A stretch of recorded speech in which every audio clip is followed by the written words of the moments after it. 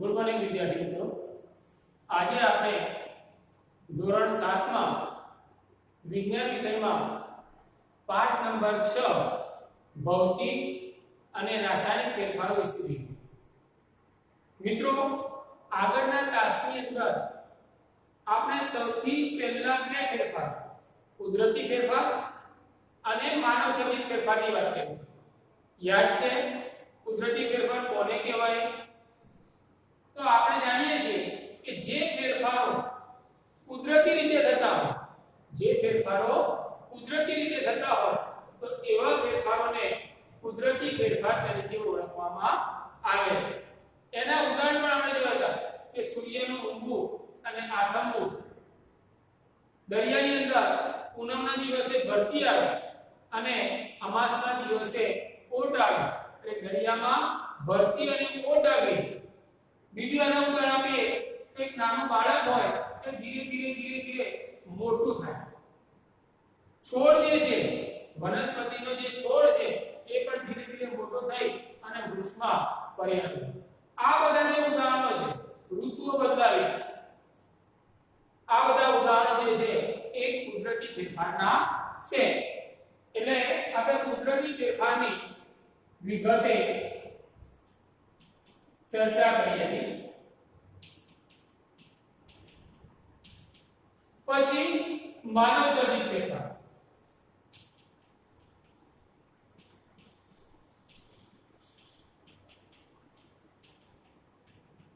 આની પણ આપણે ચર્ચા કરીએ. શું જોયું કે જે ફેરફારો કુદરતી રીતે થતા નથી, માનવને કારણે અથવા તો માનવીય પ્રવૃત્તિઓને કારણે જે ફેરફારો થાય છે એને માનવ સર્જિત ફેરફાર કહેવામાં આવે છે. અત્યારે મારા હાથમાં ચોકનો ટુકડો છે, એને હું નીચે નાખી દઉં તો એના બે ટુકડા થઈ જશે. તો આખા ચોકમાંથી જે બે ટુકડા થયા એ ફેરફાર કહેવાય, અને એ આપણા કારણે, મારા કારણે, માનવના કારણે થયો એટલે માનવ સર્જિત ફેરફાર કહેવાય. પંખો બંધ હોય, ચાપ ચાલુ કરો, પંખો ચાલુ થાય એ માનવ સર્જિત ફેરફાર કહેવાય. ટ્યુબલાઇટ ચાલુ હોય, ચાપ બંધ કરો, પ્રકાશ બંધ થશે, ટ્યુબલાઇટ બંધ થશે, તો એ જે ફેરફાર છે એ માનવ સર્જિત ફેરફાર કહેવામાં આવે છે. કાચનો ગ્લાસ તમે ઉપરથી છોડી દો, નીચે પડશે, કાચના ટુકડા થઈ જશે, ગ્લાસના ટુકડા થઈ જાય, તો આ જે ફેરફાર થયો એ માનવ સર્જિત ફેરફાર. એના પછી આપણે જોયું કે ભૌતિક ફેરફાર.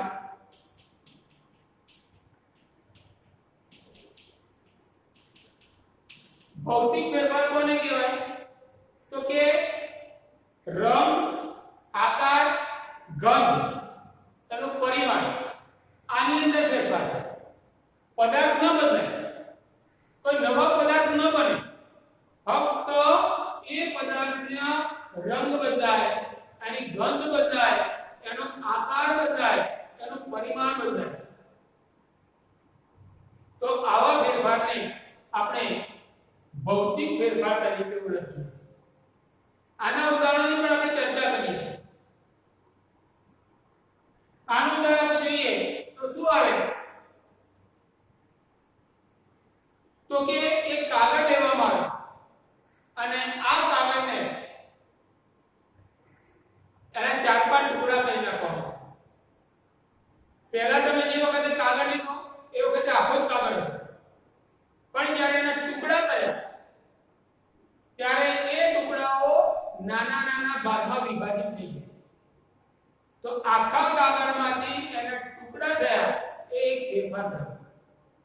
એ કાગળ અથવા તો એ કાગળના ટુકડાઓની અંદર એના જે ગુણધર્મો છે સમાન છે, ગુણધર્મો બદલાતા નથી. એનો આકાર બદલાય, એનું પરિમાણ બદલાય, પણ એના ગુણધર્મોમાં કોઈ ફેર પડતો નથી. એટલે આ ટાઈપનો જે ફેરફાર છે એને ભૌતિક ફેરફાર તરીકે ઓળખવામાં આવે છે. એના પછી આવે રાસાયણિક ફેરફાર.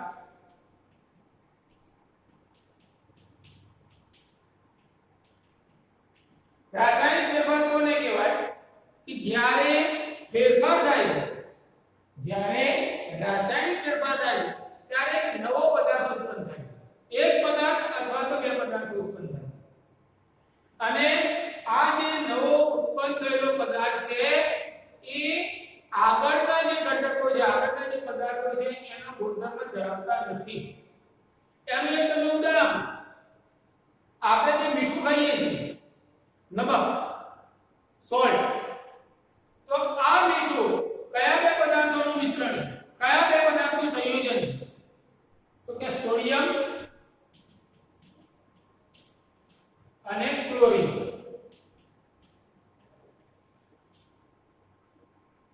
આમાંથી આપણને મીઠું પ્રાપ્ત થાય છે. હવે આ સોડિયમ અને ક્લોરીન વચ્ચે રાસાયણિક પ્રક્રિયા થવાથી મીઠું ઉત્પન્ન થાય છે. હવે શોર્ટમાં તમને વાત કરું કે સોડિયમ એ ધાતુ છે. સોડિયમની સંખ્યા Na છે અને ક્લોરીન Cl.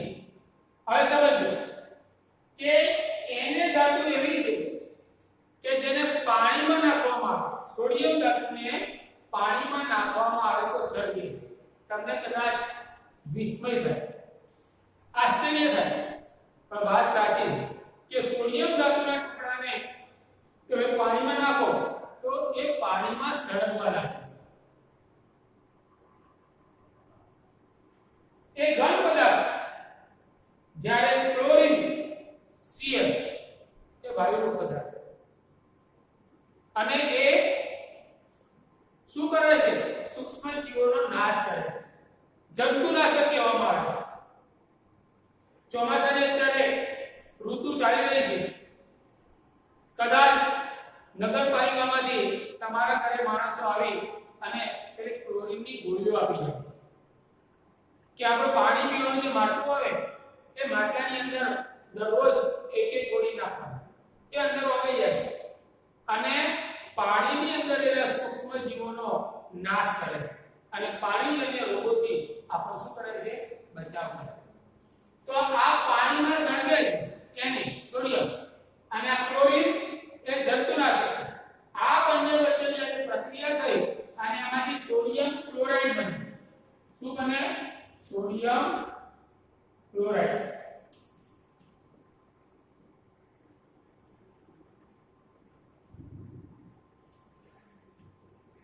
સોડિયમ ક્લોરાઇડ બને. સોડિયમ ક્લોરાઇડ એટલે મીઠું.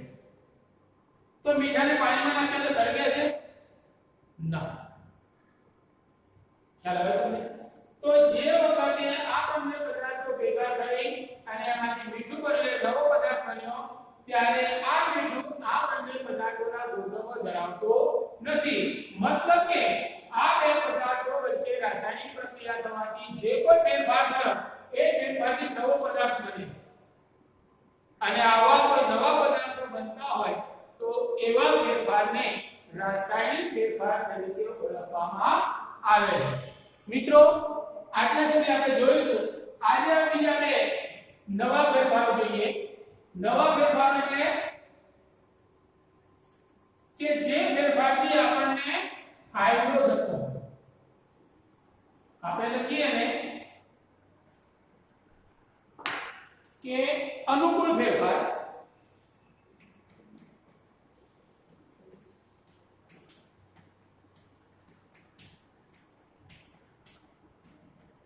અનુકૂળ ફેરફાર. અનુકૂળ ફેરફાર કોને કહેવાય? આપણને અનુકૂળ હોય. અનુકૂળનો મતલબ આપણને એ ફેરફાર થવાથી ફાયદો થતો હોય. આપણે અહીંયા આગળ લખી શકીએ કે જે ફેરફાર થવાથી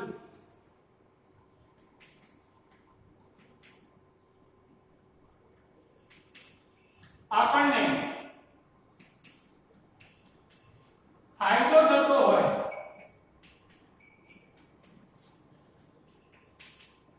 તેવા ફેરફારને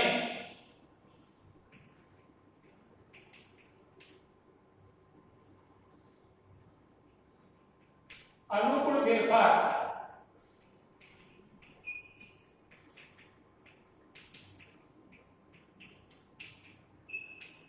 એમ થાય કે એવો કયો ફેરફાર છે કે જે થવાથી આપણને ફાયદો છે? તો મિત્રો, તમારી મમ્મી તમારા ઘરે દૂધમાંથી દહીં બનાવે છે.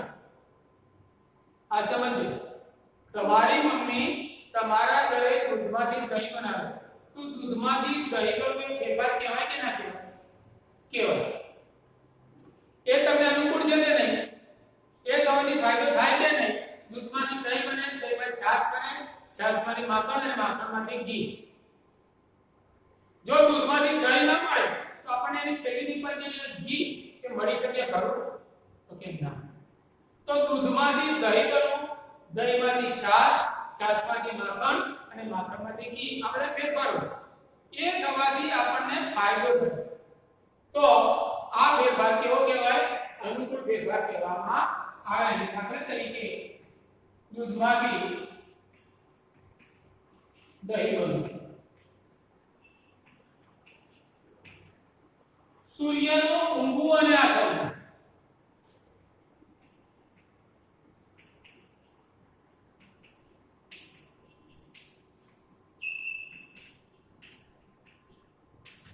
ઋતુઓ બદલાવી,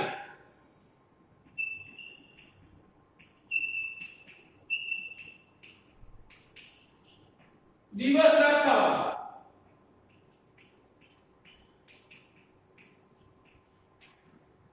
આ બધા જે ફેરફારો છે એ ફેરફારો કેવા ફેરફારો કહેવામાં આવે છે?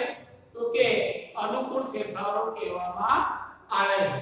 અનુકૂળ ફેરફારો ખ્યાલ આવ્યો કે જે ફેરફાર થવાથી આપણને ફાયદો થતો હોય તો આવા ફેરફારોને અનુકૂળ ફેરફાર તરીકે ઓળખવામાં આવે છે. આની જરા તમે નોટ કરી લો.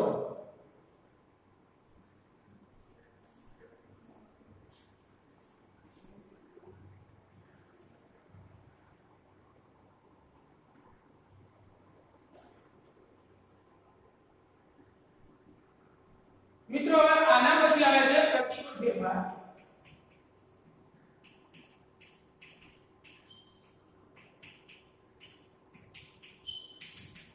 પ્રતિકૂળ ફેરફાર એ અનુકૂળ ફેરફારનો વિરોધી છે. આ એવો ફેરફાર કે જે ફેરફાર થવાથી આપણને નુકસાન થાય. આ એવો ફેરફાર છે કે જે ફેરફાર થવાથી આપણને નુકસાન થાય છે. તો આવા ફેરફારને પ્રતિકૂળ ફેરફાર તરીકે ઓળખવામાં આવે છે. જે ફેરફાર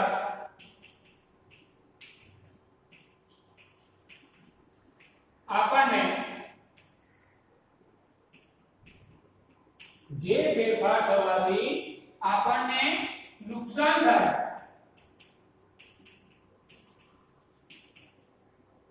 તેવા ફેરફારને પ્રતિકૂળ ફેરફાર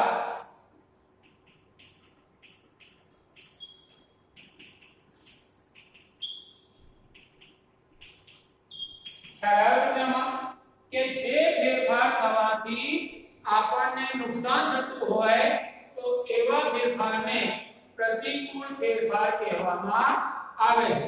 વિચારો એવો કયો ફેરફાર છે કે જેના કારણે આપણને નુકસાન થાય છે? એવો એક ફેરફારનો તમે ઉદાહરણ આપો કે જેના કારણે આપણને નુકસાન થાય છે. તમે રસ્તે ચાલતા જતા હો, તમે રસ્તા પર ચાલતા જતા હો અને કદાચ અકસ્માત થાય તો અકસ્માત તમારો ફાયદો કહેવાય કે નુકસાન કહેવાય? નુકસાન કહેવાય. તો અકસ્માત થવો એ શું કહેવાય? પ્રતિકૂળ ફેરફાર કહેવાય. એટલે અકસ્માત થવો.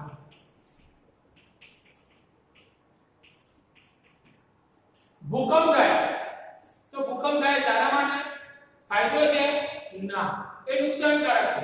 એટલે ભૂકંપ થવો એ પણ કેવો કહેવામાં આવે છે? પ્રતિકૂળ ફેરફાર કહેવામાં આવે છે.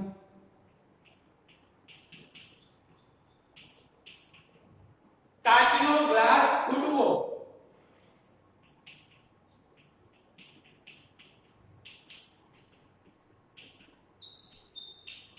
આ બધા જે ફેરફારો છે એ ફેરફારોને કેવા ફેરફાર કહેવામાં આવે છે? કે પ્રતિકૂળ ફેરફાર કહેવામાં આવે છે. અહીં આપણે ફેરફાર સમજ્યા પડી? પ્રતિકૂળ ફેરફાર તરીકે ઓળખવામાં આવે છે. આ એવા ફેરફારો છે કે જે શું કરે છે? આપણને નુકસાન કરે છે. આ ફેરફાર થવાથી આપણને નુકસાન સહન કરવું પડે છે.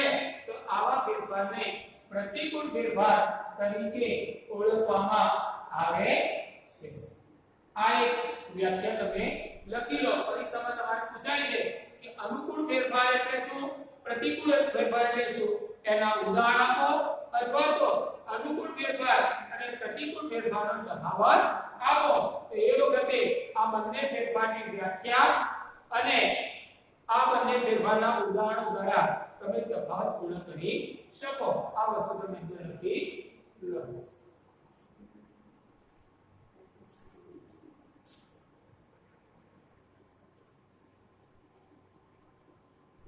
હવે મિત્રો તમારા મનમાં એક પ્રશ્ન ઉદ્ભવે કે આપણે લોખંડનો જે દરવાજો છે એ લોખંડના દરવાજાને રંગ કરીએ છીએ. હવે રંગ કરવાથી એને કાટ લાગવાથી બચાવી શકાય. અત્યારે ચોમાસાની સીઝન ચાલી રહી છે, લોખંડના બારી બારણા હોય, દરવાજા હોય, તો તમે જોજો એની પર કાટ લાગે.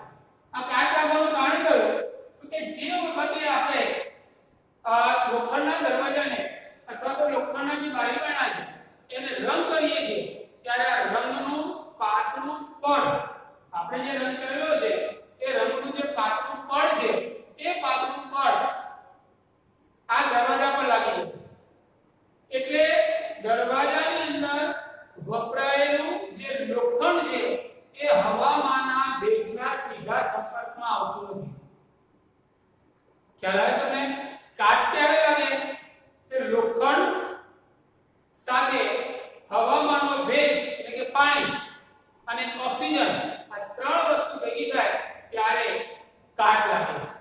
એટલે જ્યારે તમે દરવાજા ઉપર કલર લગાવી દો છો, રંગી દો, ત્યારે રંગનું એક પાતળું આવરણ આ દરવાજા પર લાગી જાય અને હવામાનનો જે ભેજ છે એ ભેજ પેલા લોખંડ સાથે સ્પર્શ કરી શકતો નથી, એના સંપર્કમાં આવી શકતો નથી, પરિણામે એના પર કાટ લાગતો નથી.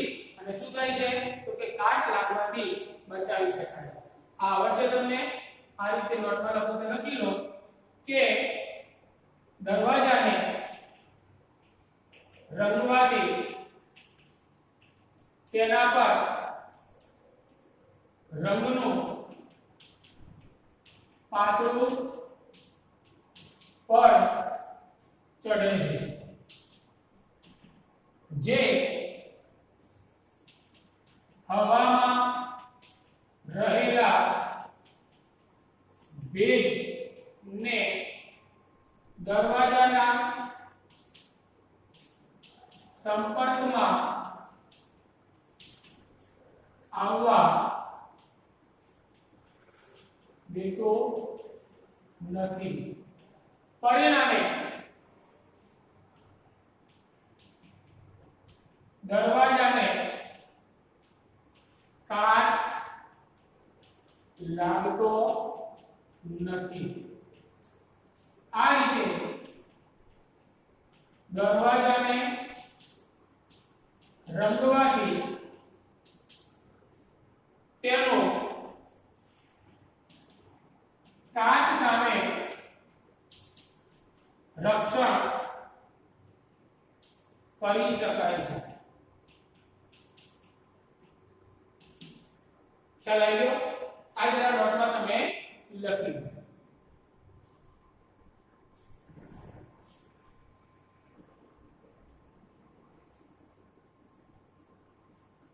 જો મિત્રો અહીંયા આગળ આ ત્રણ પ્રશ્નો મેં લખેલા છે, એની આપણે ચર્ચા કરીએ કે લાકડાનું દહન થવું અને લાકડાને તેના ટુકડાઓમાં કાપવું આ બંને જુદા જુદા ફેરફાર શા માટે ગણવામાં આવે છે? એક તો લાકડાનું દહન થવું એ કેવો ફેરફાર છે અને લાકડાઓને જુદા જુદા ટુકડાઓમાં કાપવું એ પાછો અલગ ફેરફાર છે. આવું કેમ?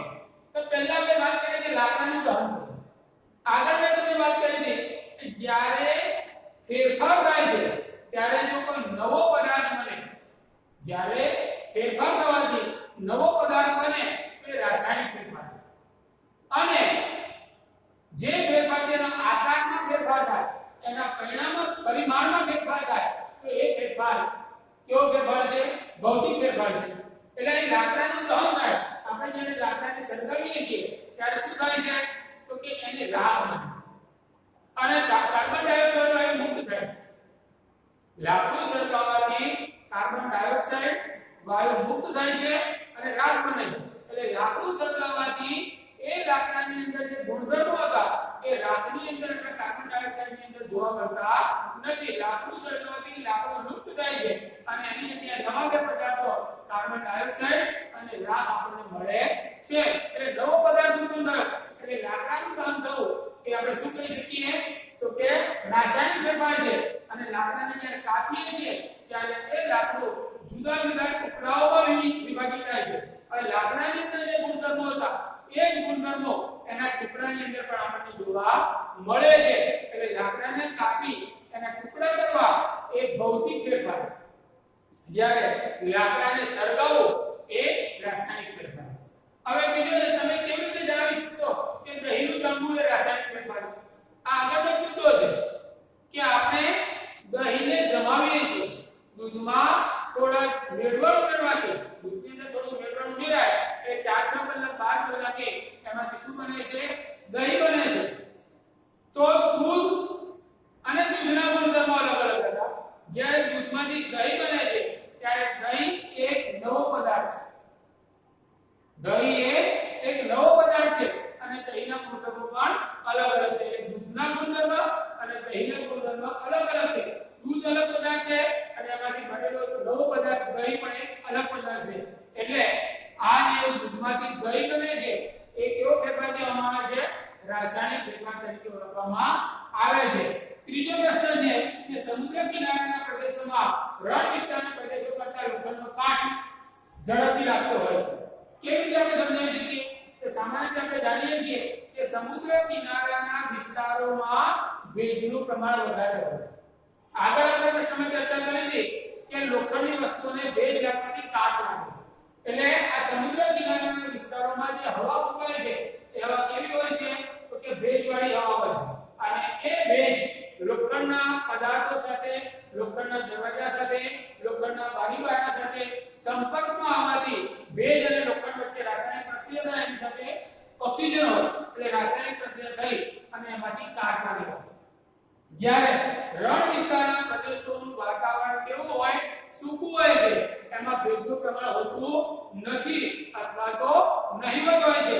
એટલે આ દરવાજાઓ અથવા તો લોખંડના જે સરસામાન હોય, લોખંડની જે ચીજ વસ્તુ હોય એના ઉપર ભેજ લાગતો નથી, પરિણામે એના પર કાટ લાગતો નથી. આમ રણ વિસ્તારના પ્રદેશોમાં કાટ લાગવાની ક્રિયા ઝડપી છે. રણ વિસ્તારના પ્રદેશોમાં કાટ લાગવાની ક્રિયા ધીમી છે અને જે સમુદ્ર કિનારાના વિસ્તારો છે ત્યાં આગળ લોખંડ પર કાટ લાગવાની ક્રિયા ઝડપી છે એમ આપણે કહી શકીએ. આજે આપણે આટલે સુધી રાખીએ. આવતા ક્લાસની અંદર આગળ જોઈશું.